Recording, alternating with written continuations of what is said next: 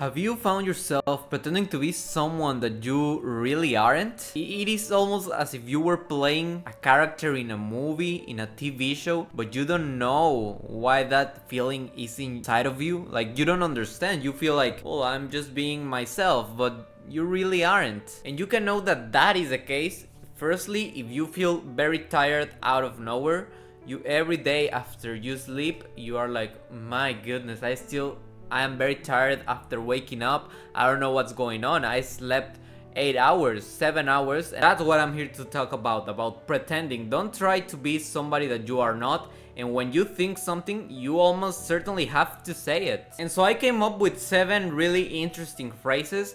They will seem a little bit similar, but each one has like a different approach, and it's a significant difference that they have between them. And I would like to open the conversation. I will read some of these phrases, analyze them, and if you also have an analysis on them, definitely leave that down in the comments. I would very much love to hear your thoughts. So let's go with the first one. The first one says, you're exhausted because you've been carrying a version of yourself that is not real. Sometimes you just kind of feel exhausted.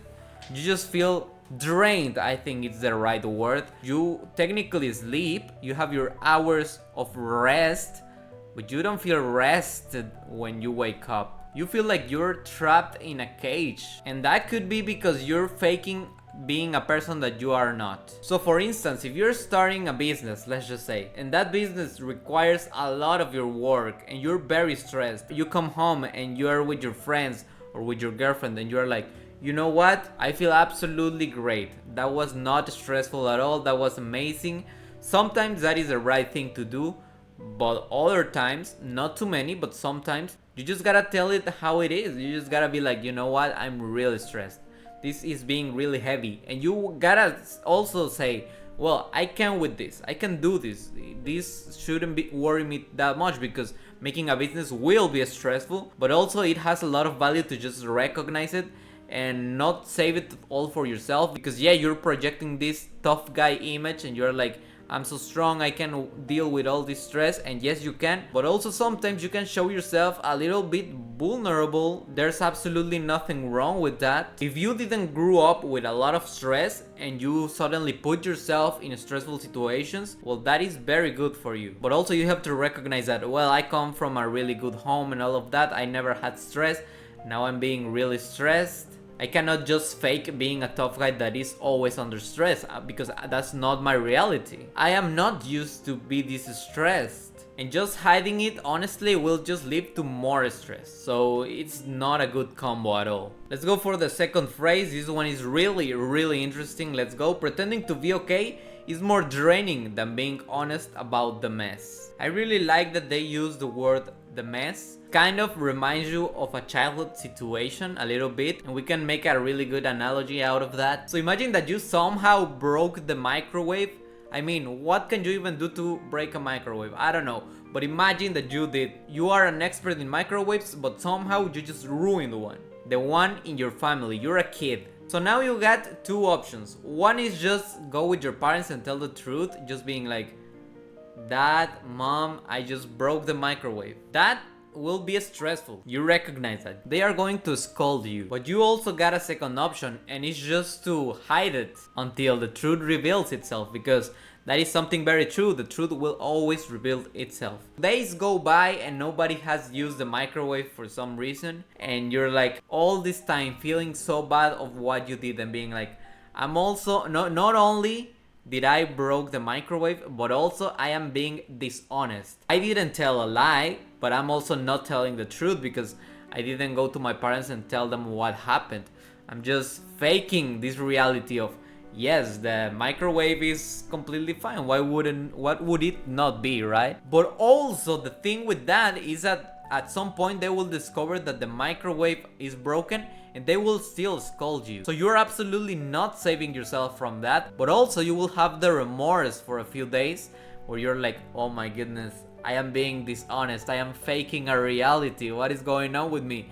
I am the worst. So you're just multiplying your suffering. So you're pretending that everything is okay when not everything is okay. And that ties us back to the phrase, right? Pretending to be okay is more draining than being honest about the mess. Just be honest about the mess. Say that you broke the microwave.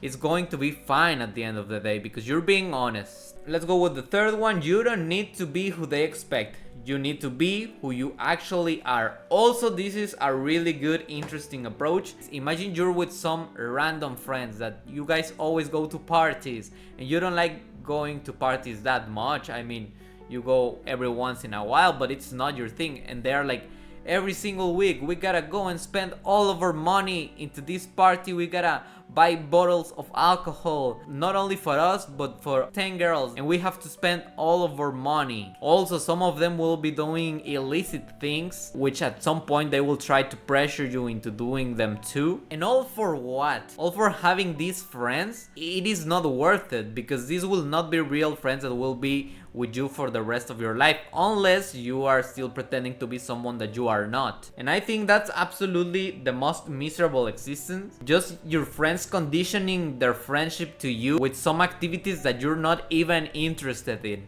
and that apport absolutely no value to them and to you. Because your true friends pressuring you into doing something good could be a good thing, and maybe you have to pretend for a time that you don't like doing this thing because it's difficult. It can also be a good thing. Some friend of you is like, you know what, let's start a business, and you go, yeah, let's do it, and you're pretending for a few weeks like, yeah, and then you're like, oh, I don't want to do this anymore. That's different. So I guess this point can be both in the good way and in the bad way. I'll tell you an example. When I was in college, I had my trio of friends, right? It was me, another friend, and another friend, and we started going to the gym, and none of us liked it. Literally, we all hated every single day of training, but I literally gaslighted myself into thinking that we loved it. You know, I was like, oh no, yes, I love it, let's go to the gym, we cannot fail, we gotta go, it's the most fun we're going to have, come on guys, let's go. And they were like, you're absolutely insane, you really think that's fun? And I was like, yeah, absolutely, that's just the greatest thing of college. And I kind of pressured them to come in with me, which in that case, I would like to think that I did something good. They improved their health a little bit, I also improved myself a little bit, and it's not like I was forcing them to do anything bad at all. So, but also in a way, I am making them pretending something that they don't really enjoy. So this point really could cause a lot of dualities. And let's go for the fourth one. The people meant for you won't need the mask. They'll love the raw version. This one is really interesting. It paints a picture in my head about relationships, love relationships more particularly. Honestly, and I don't know why, I see a lot of people, well, not anymore, but in college I used to see a lot of people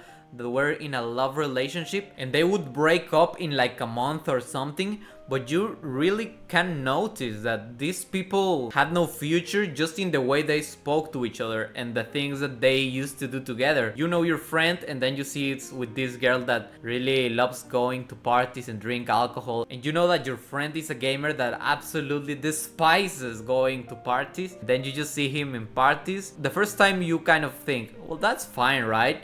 Like, it's just kind of taking him out of the comfort zone. He will have some experiences that is all funsies, but then you start seeing him going more and more to parties and stop playing games, and you kind of start to wonder, oh man, did he really just find that he truly likes parties, or he's just being pressured into going? Sometimes you're speaking with this friend and you're speaking about video games, the new Pokemon games, or speaking about the GTA 6 trailer or something. Then the girlfriend comes and he just immediately forgets everything about video games. Video games? Oh no, I was speaking about alcohol. And then he starts changing topics to look cool to that person. So rather than him being his raw, unfiltered version of himself, he's just trapping himself into this little cage that he doesn't enjoy. And you can really tell that when he's with other people that is not his girlfriend, he's really shining and speaking about whatever he wants to. But as soon as the girlfriend comes, you can almost notice the change in the atmospheric pressure of the room. And yeah, I don't know, it's just kind of sad to see, right?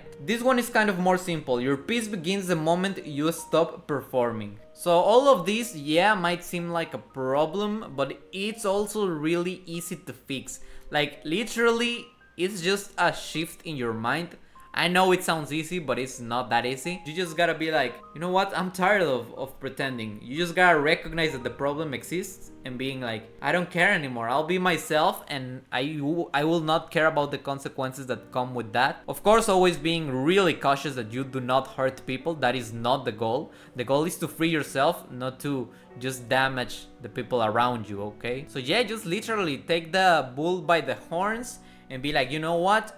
I cannot have this anymore. I will be the true version of myself. Because man, life is really short. So, you know, like yesterday I was like 15 and now I am 23, you know?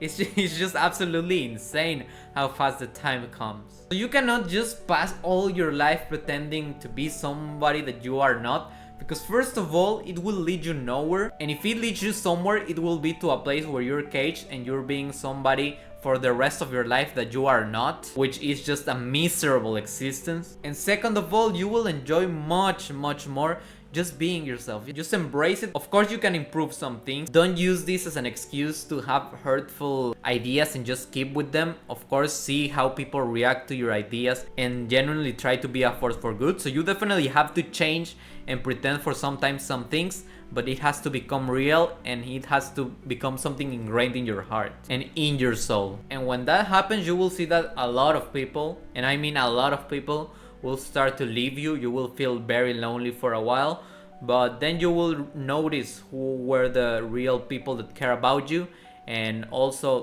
people that care about you that you don't know yet will come. So that's a good thing. And anyway, I just wanted to inspire you a little bit, to motivate you to just be the best version of yourself. If you would like to see more advice like this, definitely consider subscribing. I really appreciate that you guys are seeing my videos. And remember, I think I've said this in almost all of my videos. Just be yourself. You only got one life. Be the best version of yourself. Work. The fact that you have just one life doesn't mean that you have to do hedonistic fun. Absolutely not. You have to work and suffer, but for the right cause. Thank you so much for watching. Goodbye.